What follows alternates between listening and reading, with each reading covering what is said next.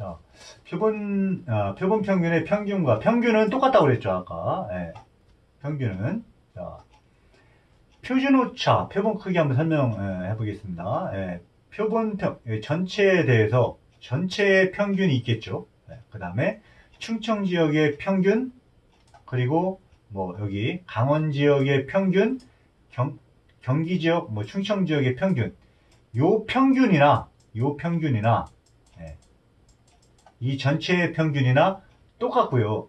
이거 예, 자, 요 평균이나 전체의 평균이나 요 평균이나 이 평균이나 요거나 다 똑같다라는 거고요. 똑같다는 거고요.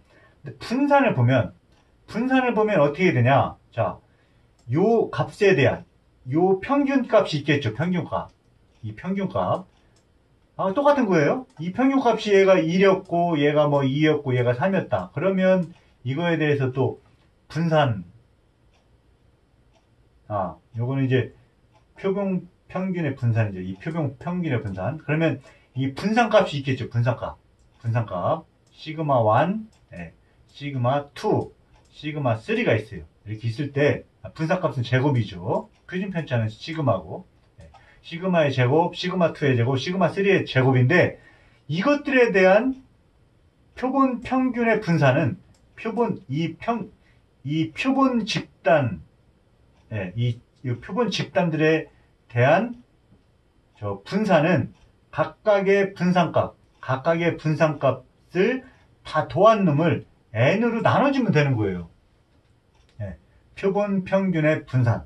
이것은 뭐냐면 이 표본들의 분산값에 대한 평균을 말한다라는 거죠. 표본 평균의 분산. 네, 좀 말이 좀 어렵나요? 제가 설명하고도 조금 좀 그런데요. 아까 이게 모집단이고요. 표본 집단이에요. 표본 집단. 그러면 그러니까 이거를 표본 평균이라고 생각하지 말고 표본 집단이라고 생각하면 좀 쉬울 것 같습니다. 이것도 표본 집단의 분포. 아, 그렇게 하는 게 좀 나을 것 같으네요. 표본 집단의 분포는 경기도 지역, 강원도 지역, 경기도 지역, 이거의 평균. 네, 그 다음에 표본 집단의 평균. 네, 표본 집단의 평균은 요 평균값에 대한 평균. 그렇죠? 네, 표본 집단의 분산은 요 분산값들에 대한 평균값. 네, 그렇게 생각하면 되겠습니다. 그래서 이게 시그마 1, 시그마 2의 제곱, 시그마 3의 제곱일 때 다 더한 것을 n으로 나눠주면 표본 집단에 대한 분산값을 구할 수 있다라는 거예요. 요거를 이제 설명하는 거, 왜 요걸 설명하냐면, 우리가 요 모집단에 대해서 분산값이 요거라고 했고요. 그 다음에 표준 편차는 요거라고 했거든요. 요거의 관계는, 요걸 루트하면 시그마가 되죠. 그게 표준 편차. 그 다음에 요거는 분산값이라고 했거든요. 요 표본 집단의 요 평균을 집단으로 바꾸면 쉽다라고 그랬어요. 표본 집단의 표준 오차는 뭐냐? 표준 편차는 똑같은 내용이에요. 근데 표본 집단의 분산값, 요거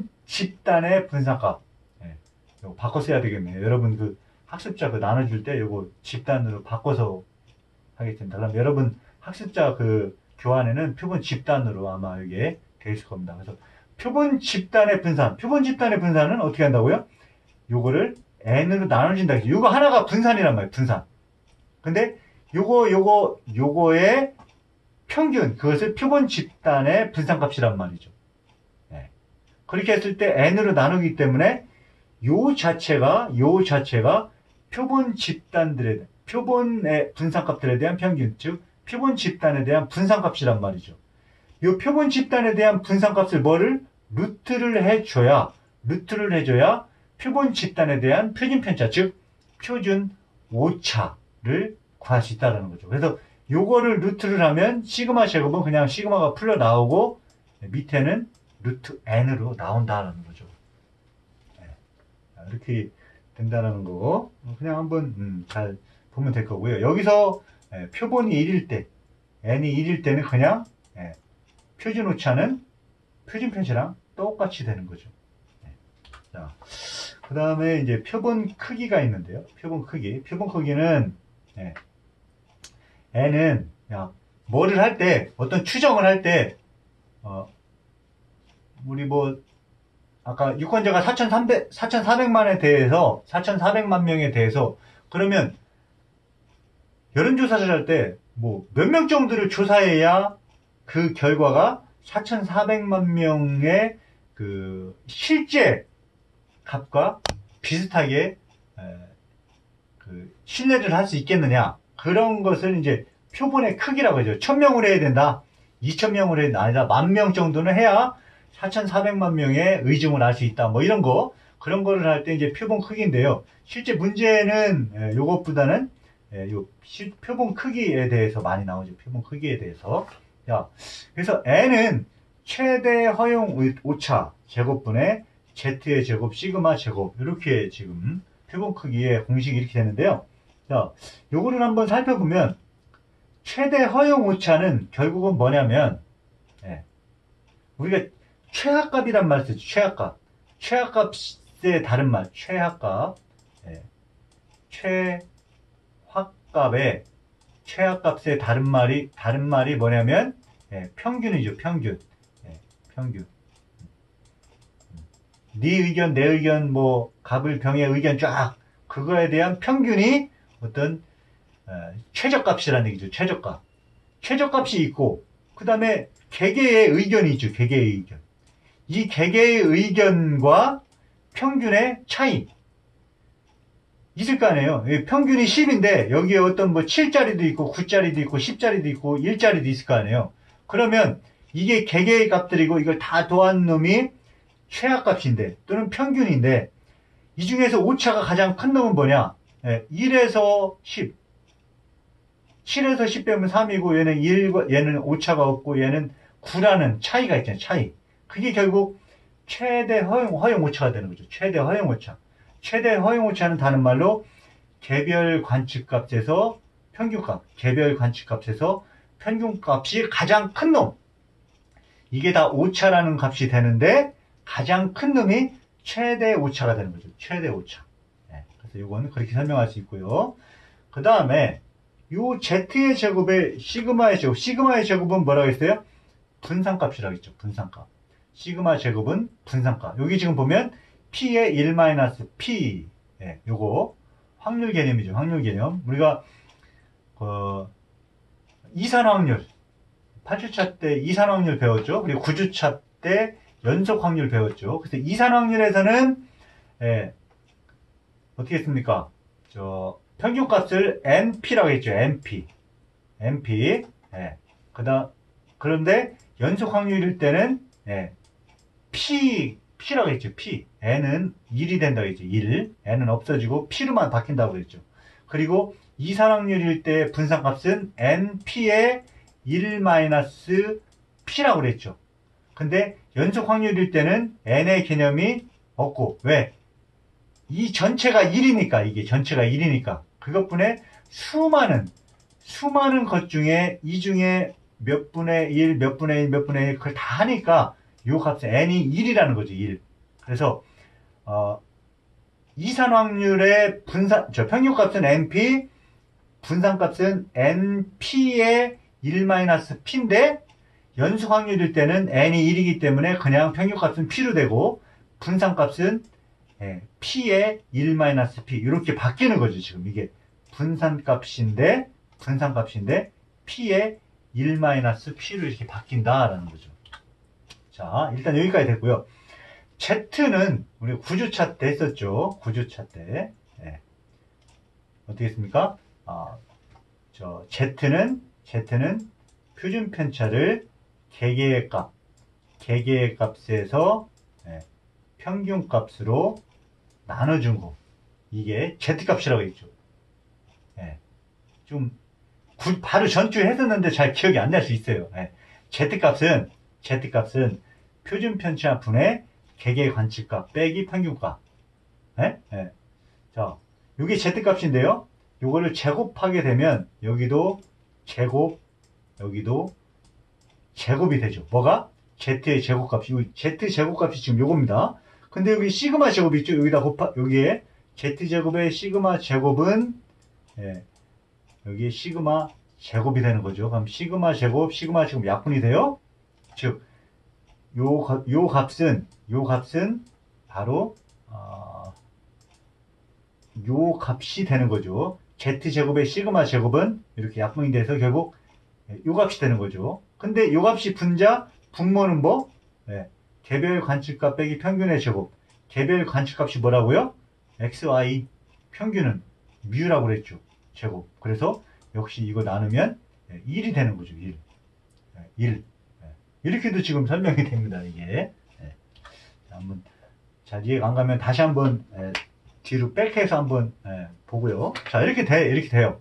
되는데 분자 분모를 평균으로 한번 나눠볼게요. 평균으로 나누면 이거를 여기도 평균으로 나누고 여기도 평균으로 나누면 자, 이렇게 해서 정리를 할 수 있죠. z제곱 그대로 있고 평균분의 시그마 표준 편차의 제곱. 표준 편차를 평균으로 나눈 거 뭐라 했어요? 변동계수. 배웠었어요. 이거 변동계수. 최빈값, 뭐 중앙값, 뭐 이런 거 할 때, 사분위값 할 때 변동계수 배웠었습니다. 표준 편차를 평균으로 나눈 값은 변동계수다. 그래서 이것은 이렇게 되면 이렇게 되는데 이것은 변동계수 제곱으로도 표현이 된다. 자, 개별 관측, 요 밑에도 평균 나누면 제곱을 하나를 묶으면 이렇게 되는 거죠, 그죠? 그래서 요 위는 최대 허용 오차를 평균으로 나누게 되면 비율이 되는 거죠. 그거를 최대 허용 오차율이다 이렇게 표현을 하고 있습니다. 그래서 요거는 이 표본의 크기는 이걸 다 알 수는 없죠. 알 수는 없는데 여러분이 한번 공부를 해서 요게 결국은 값이 1이라고 그랬죠. 아까 설명한 대로 한번 요거를 이렇게도 변형해보고 이렇게도 변형해보고 또 이렇게 여기까지 변형을 해보는 것을 한번 연습을 여러분들이 각자 한번 해보세요. 충분히 할 수 있습니다. 자, 문제에서는 이제 표본 크기가 많이 나오는데요.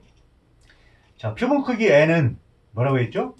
여러 가지 공식이 있는데요. 여기는 최대 허용 오차율과 변동계수 이렇게 나왔네요. 아까 변동계수의 제곱, 그 다음에 최대 허용 오차율의 제곱 이런 게 나왔어요. 여기 뭐가 들어갔다고 했죠? z의 제곱. 한번 볼까요? 자, 앞에 변동계수와 허용 오차율 요거죠. 요 놈을 이용하면 쉽겠죠. 여러 개 중에서 어떤 놈을 선택할 것인가를 잘 파악하는 게 이 표본 크기의 핵심입니다. 자, 요거였죠. 최대 허용 오차율 요거였고 변동계수 요거였고 Z만 우리가 이제 알면 되겠죠. Z만 지우고 자 Z는 95.4 이게 뭐냐 95.4 95.4는 0.954 이렇게 표시할 수 있죠. 0.954 즉 확률 지난번에 기억나요? 이렇게 했을 때 가운데에 대해서 95.4라는 얘기는 결국 뭐냐면 이게 전체가 1이라고 했죠. 전체가 1인데 이 1 중에 95.4에 해당하는 요만큼이 요거라 했죠. 신뢰 수준. 그러니까 1은 없는 거고 1은 신뢰를 할 수 없는 거죠. 그죠? 표본주사 가지고 1이라는 확률이 나올 수 없죠. 그래서 크기를 구하는 건데 95.4 신뢰를 할 때 95.4에 대한 신뢰를 하게 되면 이 그래프로 그리면 표준 정규 분포에서 요 안에 들은 면적이 95.4라는 얘기죠. 그러면 이쪽 오른쪽에 해당되는 면적은 얘를 어떻게 하면 돼요? 나누기 2 하면 되죠. 그죠? 그래서 0.954 나누기 2 하면 0.477 뭐가? 이만큼의 값이 0.477이다 이거죠. 0.477. 이 0.477에 해당되는 Z값을 찾으면 찾아서 여기다 집어넣으면 되죠. 0.477에 해당하는 Z값. 그래서 우리 과제로도 내줬었는데 0.477 하면 0.447, 0.477. 네, 그래서 이렇게 되죠. 그때 값은 뭐라고요? 2가 되는 거죠. 0.477. 네. 자, 0.477. 그래서 보면 요 Z값이 이제 2가 되는 거죠. 그러면 여기에 Z 대신 그냥 요거 2 Z값인데 2 해가지고 계산을 쭉 하면 n에 대한 값이 나올 수가 있습니다. 여러분이 요 신뢰 수준 이제 저거를 주고서 이제 Z값 표를 줘가지고 거기서 찾을 수도 있는데 이거는 이제 시험에 내지는 못하니까 시험에 낼 수는 없으니까 그래도 상식적으로 세 개는 알고 있어야 돼요. Z값이 1인 거, 그 다음에 Z값이 2일 때, Z값이 3일 때 각각 신뢰 수준. 요거는 이제 95.4%라고 했죠. Z값이 1일 때, 자, Z값이 1일 때, Z값이 1이면 얼마냐? 0.342, 0.342. 0.342는 뭐냐면, 이렇게 했을 때, 여기서부터 요까지의 값이 0.341이라는 거죠. 그래서 0.341 곱하기 2 하면, 약 68.2라고 나오네요. 68.2. 68. 보통 이제 거의 조금 더 이렇게, 여기, 조금 더 쭉 나가죠. 그래서 68.3이 됩니다. 68.4. 신뢰 수준이 68.3 정도로 했을 때는 이제 Z값을 1로 아까 그 Z제곱의 변동계수의 제곱, 그 다음에 요 밑에 최대 허용 오차율의 제곱 이렇게 해서 이 Z값을 신뢰 수준이 만약 68.3으로 했다라고 하면 이게 1이 되는 겁니다.